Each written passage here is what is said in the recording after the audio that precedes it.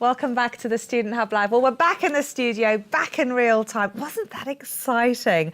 I hope you agree that some of the interference was really worth it. Some people get up to some fascinating things. And Ruth, you've been up to some fascinating things in your studies, but today we're going to talk about managing study workload. It doesn't quite match going to Mercury, Karen, I'm afraid. Doesn't. Aren't they amazing? You do incredible things, though, in technology enhanced learning, and you've done so much stuff with people in secure environments and things.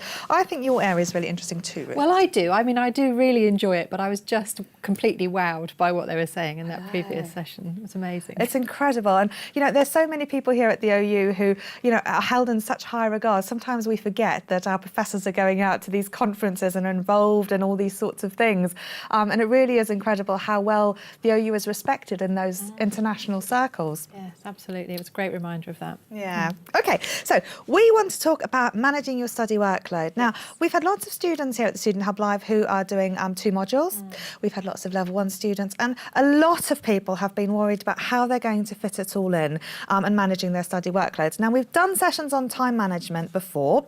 We've done loads of things on stationery and various sorts of techniques and things we can use in our study. But I really wanted to focus on like what the workload looked like and how one might start to fit it in, because whilst we've got tips and techniques, actually we really need to look at the package of the work. So I thought we could do that today. HJ on the chat, I know you're all talking about food now. That didn't take very long, but I suppose it is nearly dinner time. So are people sharing their tips and ideas for workload yet, or are you still talking about what you've had for tea? Well, everyone was very intrigued and focused for our session on space and Skyping our guests, but soon after we got onto the food, so we're having sausages and onions and baked potato and rice pudding and veggie meatballs and pasta, which sounds fantastic. But we also had a nice chat earlier about some of the things people are a bit worried about, and maybe you could give us some advice on. So Deborah's talking about going from a 30-point module to a 60-point module, so trying to work out fitting the studying. We're a bit worried about extra time for TMAs, and a bit worried that sometimes if we're squeezed for time, when we rush our reading, we struggle a bit to take it all in. So, yeah, any advice about this, we're really looking forward to, and we did have a great discussion about it, and I'm sure any thoughts, comments or questions you have on this session, I'm sure we'd love to hear them and get some good advice. And it's great you're getting into the spirit of things, Will, and eating lentils, being a student. But you don't have to eat lentils all the time. In fact, probably sports science would say that they're not good for you in large quantities. Or they're good for protein. Right. What are the recommended study hours then, Ruth? And how do people find out what they are?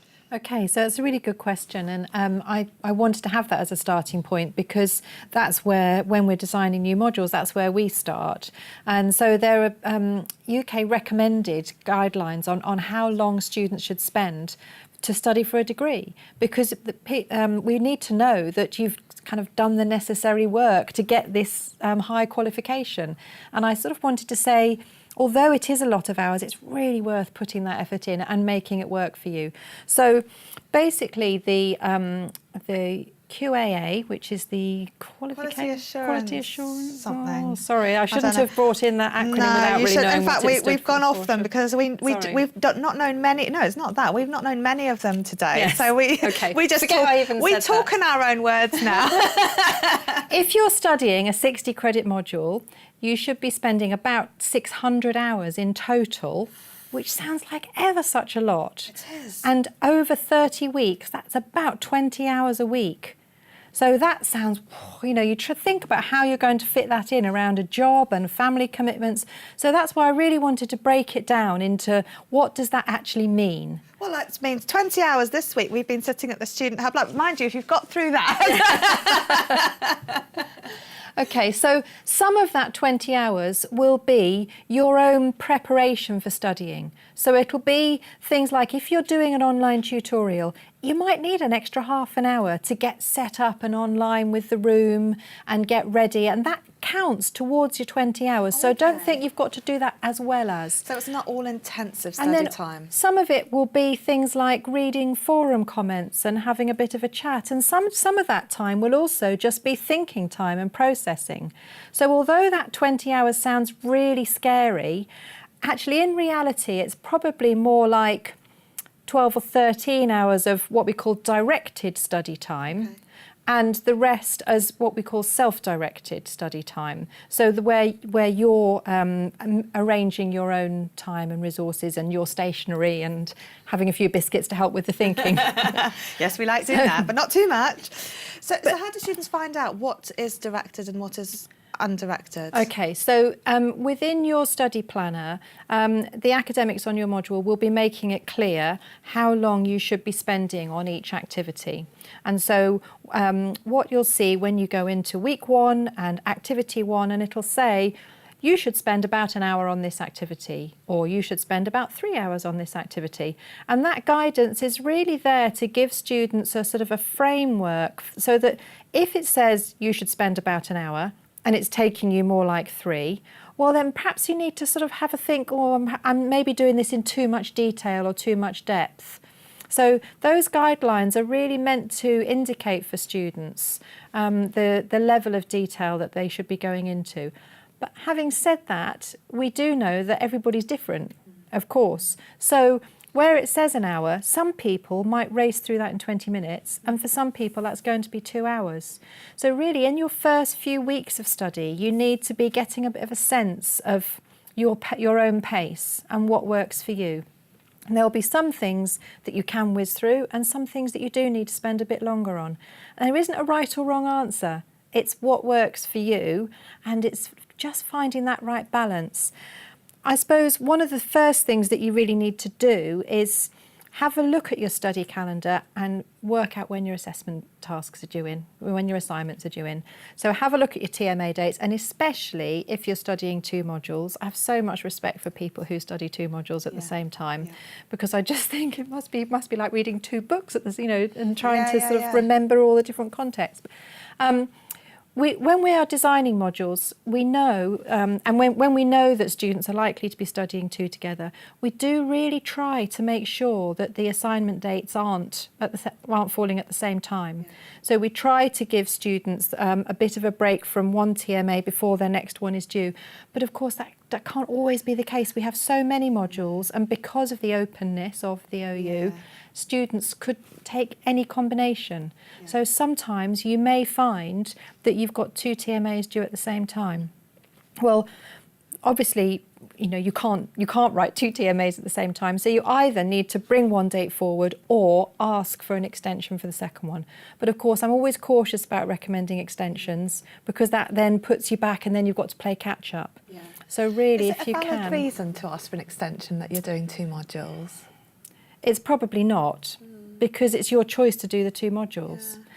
So really, I think if you are taking the decision to do 2 modules, you need to be really organised with your time, and you absolutely need to have all those dates in your calendar right at the beginning of the year. No, absolutely. Is Libby still watching HJ? Because I emailed Libby back and she was telling me that she's got a clash because she's doing 2 modules. Right.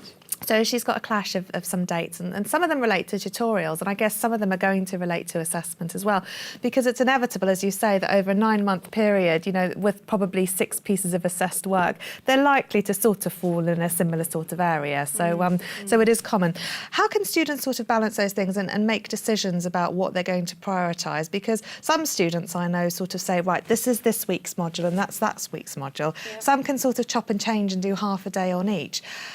Everyone is their own person, and I guess it's about finding your own sort of style and balance. But how would you encourage them to listen to their gut and listen to what's working for them, playing around with different ideas so that they can really experiment as they're learning?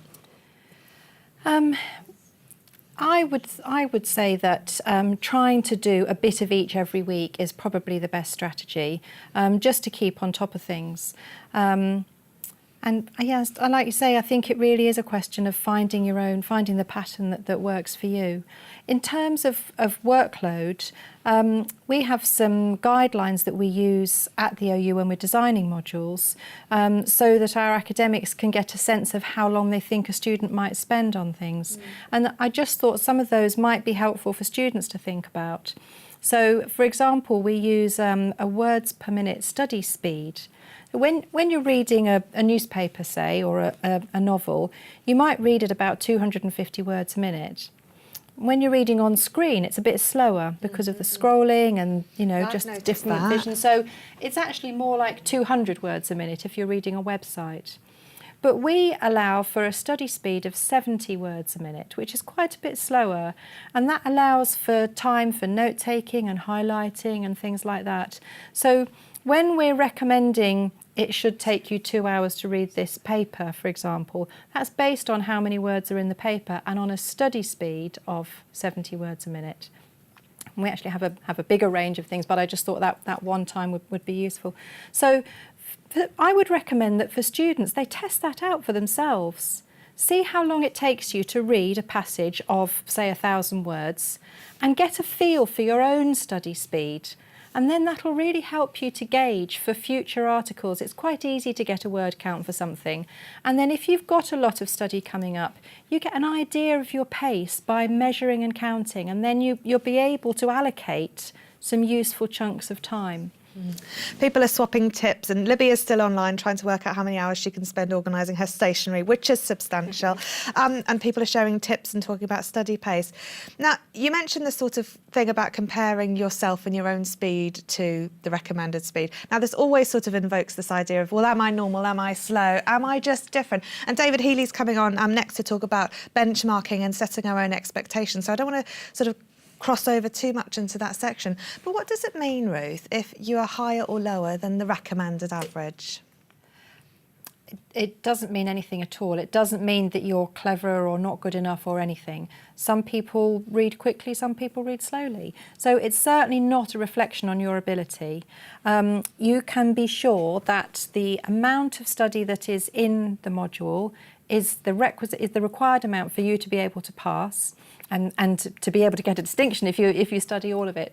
But the amount of time that you spend is not a reflection on how good you are at all. It is a very individual thing, and people need to find their own pace for it. And sometimes people can study really quickly and do very well, and sometimes they can study really quickly and not do very well. So it's.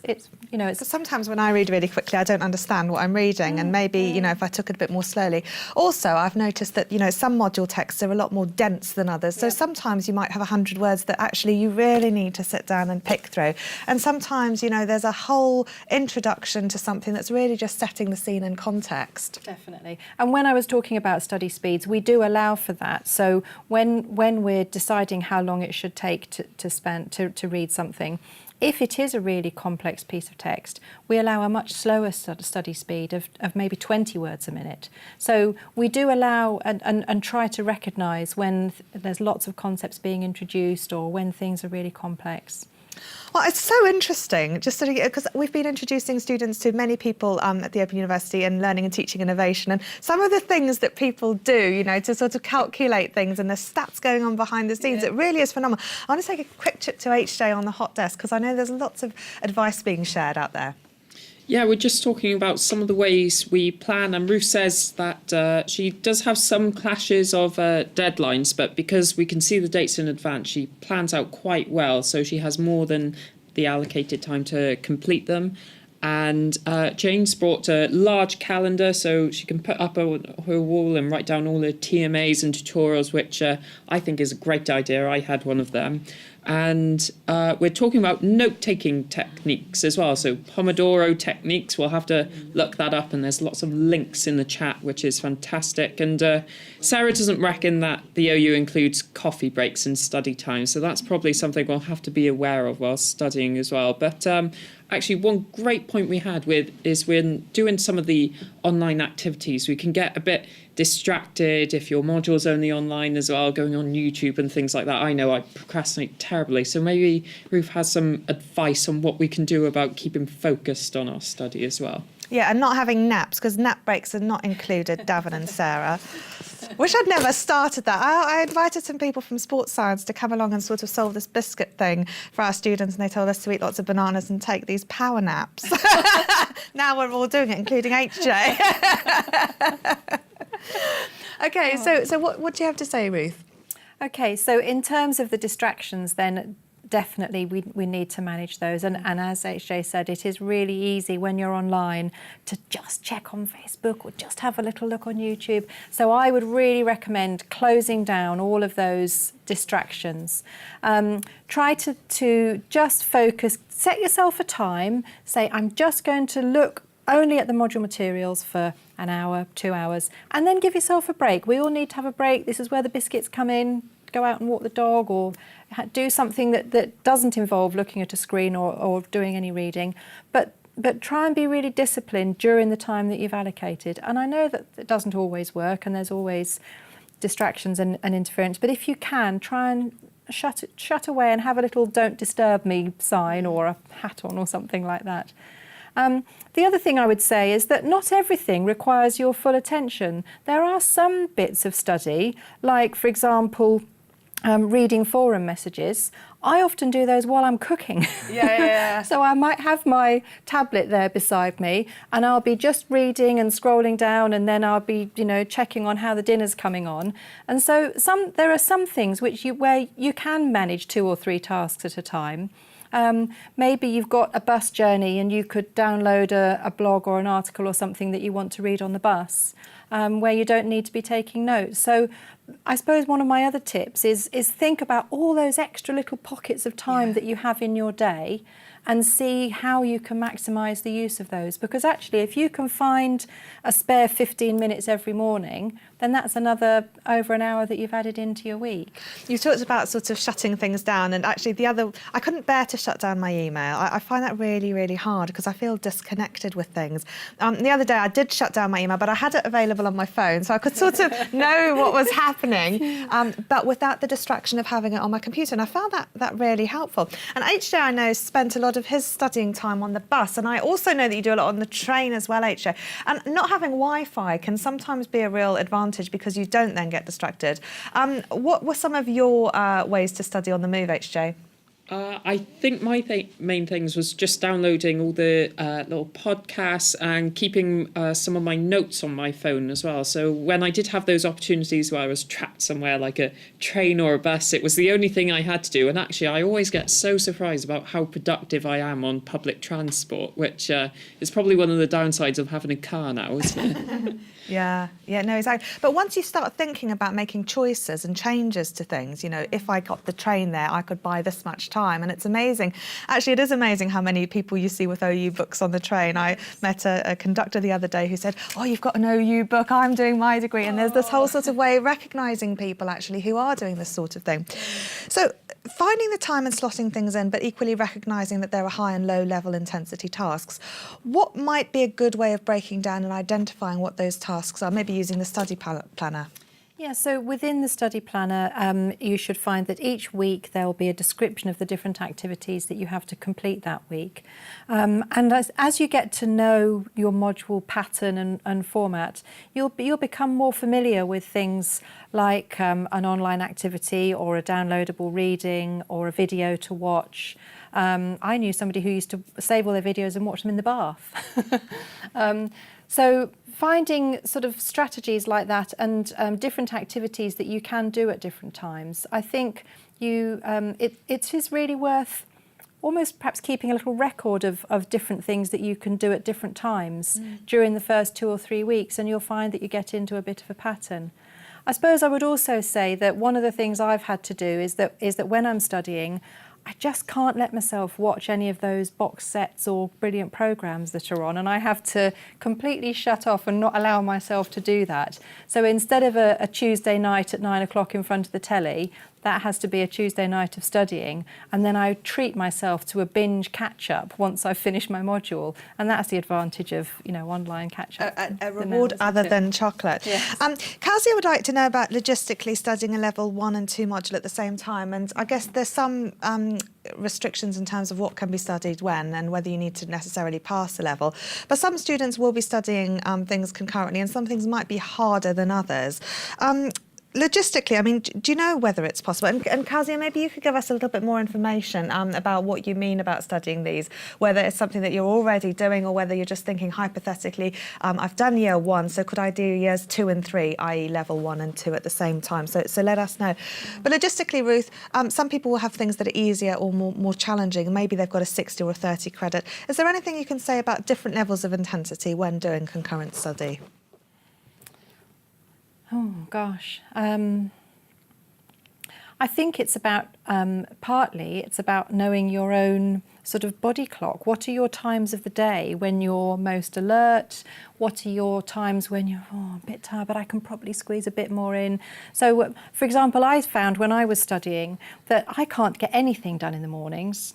I'm just hopeless. I have to do all those little easy tick them off admin-y type things in the mornings. And actually my peak time for study is between about 4 and 7 in the afternoon, early evening. And so now that I know that, I don't get too fed up if I've got a whole day of study and I haven't got anything done by 3 o'clock. Yeah. I know that that's the time when I have the most energy.